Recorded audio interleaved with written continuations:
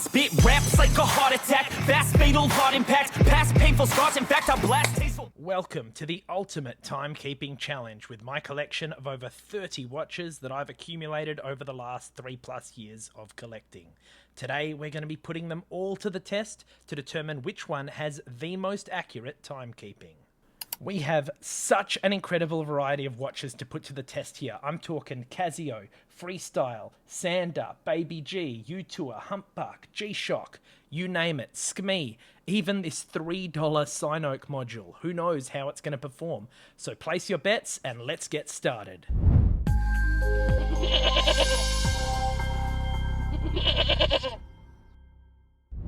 Oh my god, guys, look at this absolute mountain of watches that we are going to have to make a start on. In fact, I'm going to time this because I just know it's going to take a hell of a lot of time to get these set.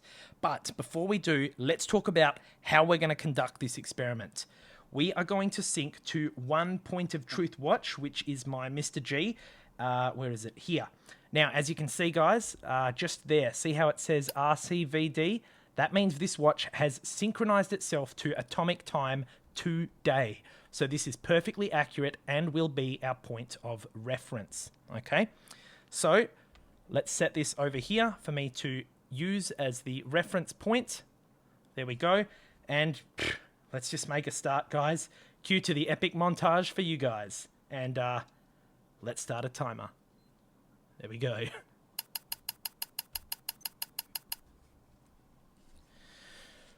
Oh, okay guys, we have finally set this entire mountain and it took us 27 minutes, so almost half an hour.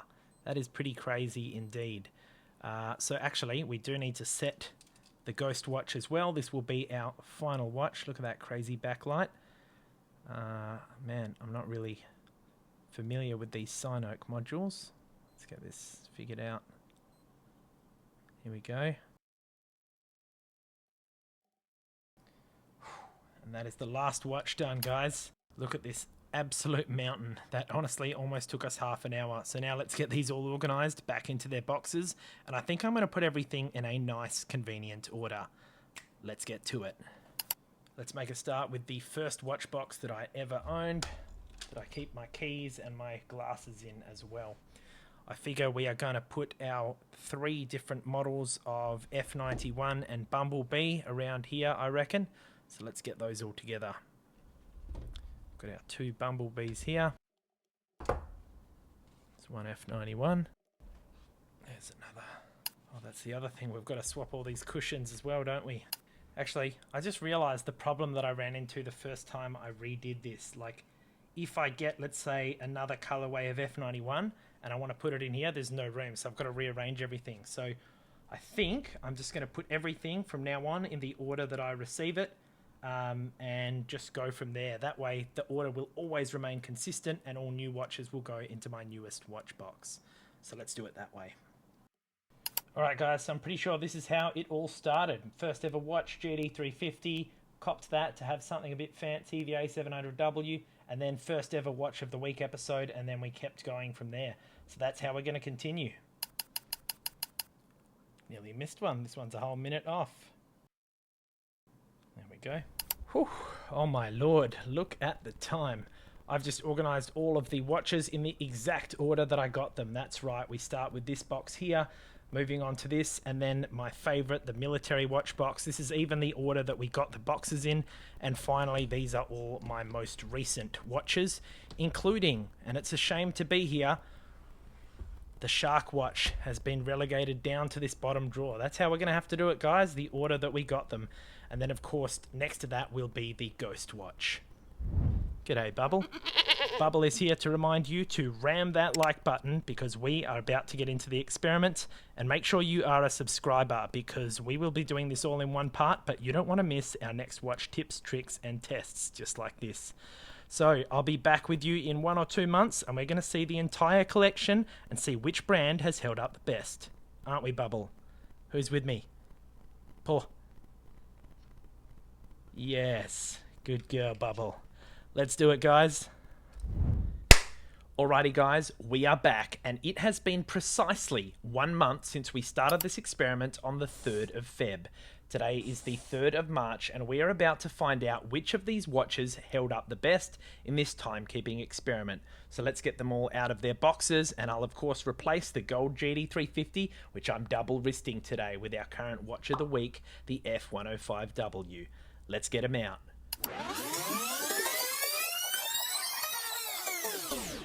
Mother of God, guys, look at this absolute hefty mountain of a collection. It just looks so much bigger in this form. So what we're going to do now is I'm going to find my Mr. G, which I left somewhere. Here it is by the front.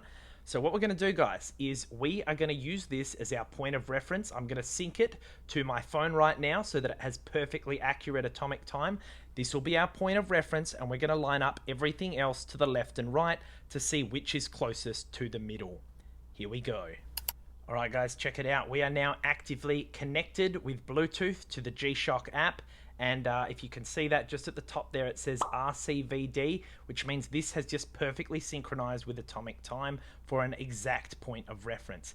By the way, I gotta say, I really don't like that you have to re-authenticate with the app and log in. It's just an extra step. I'd really appreciate if this was abolished by Casio. Just let us connect without having to log in. Anyway, let's start the lineup now and see which watch is the most accurate. Here we go.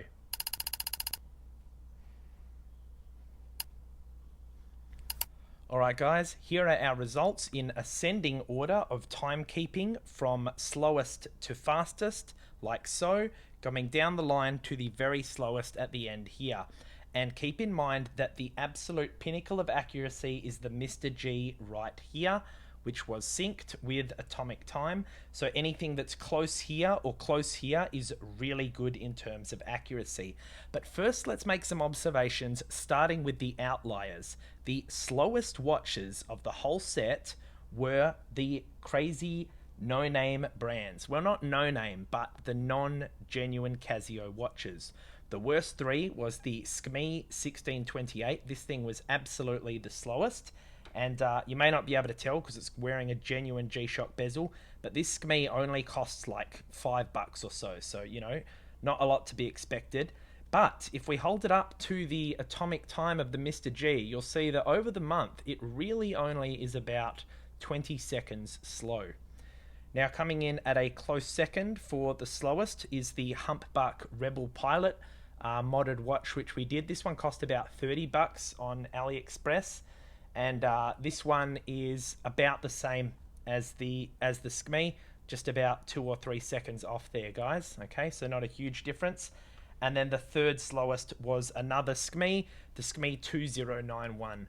Now, I would say that's a small price to pay for this accuracy difference. This is a fantastically comfortable and stylish watch, very affordable as well, only about $10, and a great alternative to those looking to buy a Casio but don't want to spend that much money. Looking at the other end of the scale, guys, you'll notice another trend here. Other than the Casio, which is just here, the LF20W, the other two outliers for the fastest watches were a SKMEI and a Sander. Now, let's have a look at these compared to the actual Mr. G, starting with the worst of the bunch, the Sander. So it looks to be... Let's see here. What's that? When we get to 40, or about 38 seconds, 39 seconds fast. So this is astoundingly fast compared to the slowness of the other end of the scale. So in other words, this end of the scale is only off by about 20 seconds. When you start getting down here, guys, that's 40 seconds. That's quite a lot over 1 month. And what was the difference between the bottom three? Wow, a massive jump of 10 seconds between the Sander and the SKMEI. So this thing is absolutely dreadful at timekeeping, guys. And then the SKMEI is a little bit less, and then surprisingly a Casio at the other end of the scale there.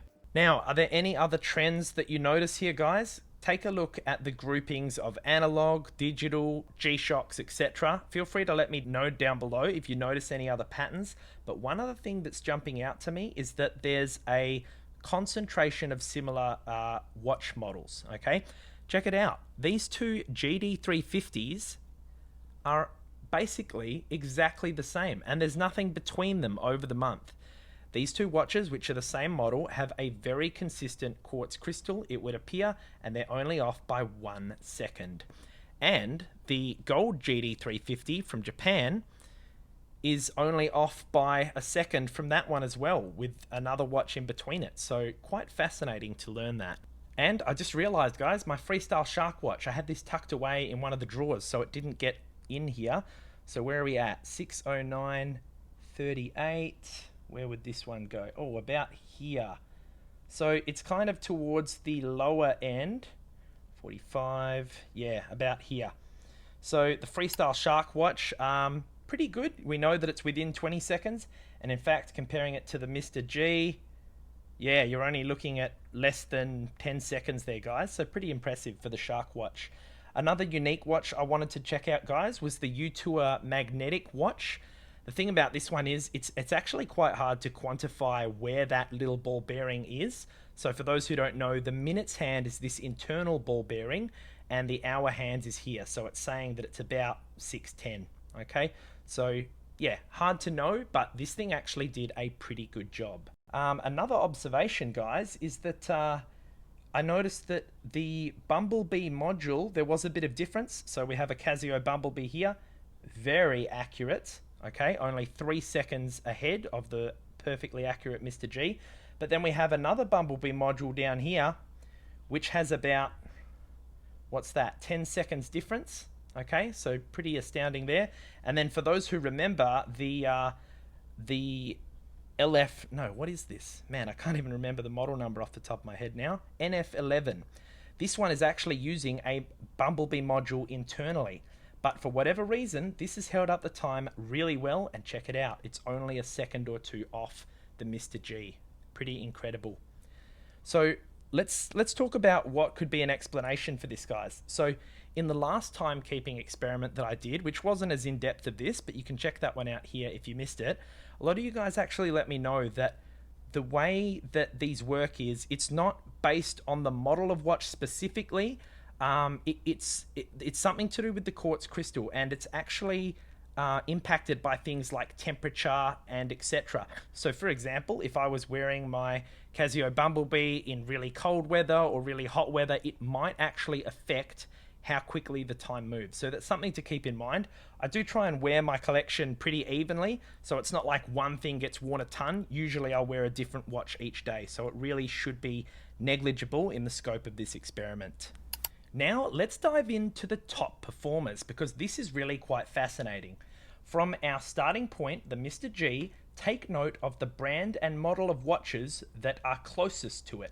We have a G-Shock, another G-Shock, a Casio analog, and then going down the line, Casio, Casio, Casio, G-Shock, G-Shock, G-Shock, Casio, G-Shock.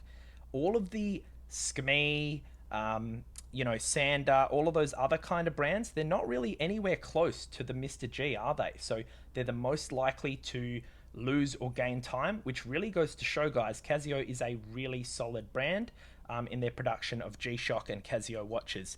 Same thing goes for the other end of the scale, guys. The closest watch here, a Casio, Casio, Casio, Casio, Casio, and finally we have the Shark watch. So you really have to go quite far down the line before you get away from this brand. So let's get into the top three on either side and talk about how accurate they were. Here we have the top three on either side from Atomic Time. Starting off with the very closest watch, which is here and is absolutely astounding. Check it out. This is the Casio AE 1500, and it is, despite being disconnected from any Bluetooth or internet, within a single second over the 1 month of timekeeping. Absolutely incredible, and a testament to this very well-loved watch by many, and I'm so glad that you guys recommended I pick one up. Going down the line, we have the vintage NF11, which is a fantastic video you guys should check out, where we installed the Bumblebee module inside. So don't worry, the module in here is modern, so that's really more of a testament to the Casio Bumblebee than to a 30-year-old module. Actually, the 30-year-old module is in this one, so that would explain why it's so far down the line, okay? Casio have obviously improved their technology over time. And finally, it's the A700W, one of my absolute favorite watches, guys. So classy, so slim, so retro. And check it out. Over 1 month, it's only been about 5 seconds off, hasn't it? So very impressive there. Now let's have a look at the other end. This was quite surprising, guys. This is the GBD 200. Now, for those of you who know, this is a Bluetooth capable G-Shock. But guess what? I don't use Bluetooth. I know it says I've got 2 messages there, but that's because I've just never cleared them, okay? I never connect this to Bluetooth, and yet it is 1 second off over 1 month, which is really impressive for this modern watch. Next up, we have the time distortion watch, which again is still only within 1 second. Really impressive, although you basically cannot find this watch anymore as it was a limited edition, and you can see why. Look at how beautiful this bad boy is. You can see the unboxing for this one just here if you missed it. And finally, it's our Casio Duro, which is a little bit difficult to calibrate based on the hand, but look, what is that, 2 seconds more? Very, very close, and an impressive performance by this analog dive watch. And as a quick final observation, I have plucked out all 5 of my SKMEI watches because I know there is a lot of mixed opinions on these guys. They are absolute clones of Casio watches. Some of you love them because they're so cheap, but some of you hate them because they copy Casio and G-Shock. So overall, I did notice, I mean, as we saw, this was the worst of the slow timers, the SKMEI 1628. But overall, you know, 10 seconds between the SKMEI 1988, we already looked at the 2091, and the SKMEI 1412, about 15 seconds there, guys. And then this SKMEI 1123, which we've done this gorgeous holographic mesh mod there. This was among the worst, okay, in terms of timekeeping. So, look, I think the results speak for themselves. SKMEI cannot hold a candle to Casio in terms of their modules' timekeeping ability, but that is to be expected when you are basically saving so much money to get watches of this quality. Oh, and the last one I wanted to check, just because it's the only one we have, is the Baby G that belongs to my wife. And as you can see, about 20 seconds off there. So not terrible, but you know, not as good as the other G-Shocks that we have in the collection. So guys, I'd love to know, what has this experiment done for you? Has it turned you off any particular brands? Has it put you on to certain models of G-Shock or Casio? I'd love to hear your thoughts down below. Is timekeeping even something that's important to you amongst the value of price and appearance? Do let us know. Guys, I completely forgot the Ghost watch. I've already packed everything away, but I just had to show you the accuracy of this particular watch. Are you ready? It was worse than the Sander, which means this is the absolute worst watch of all. Only by 1 second, but nothing tops the Sinoke in terms of overly fast timekeeping. So there you go. And what can you expect for a literal $3 module?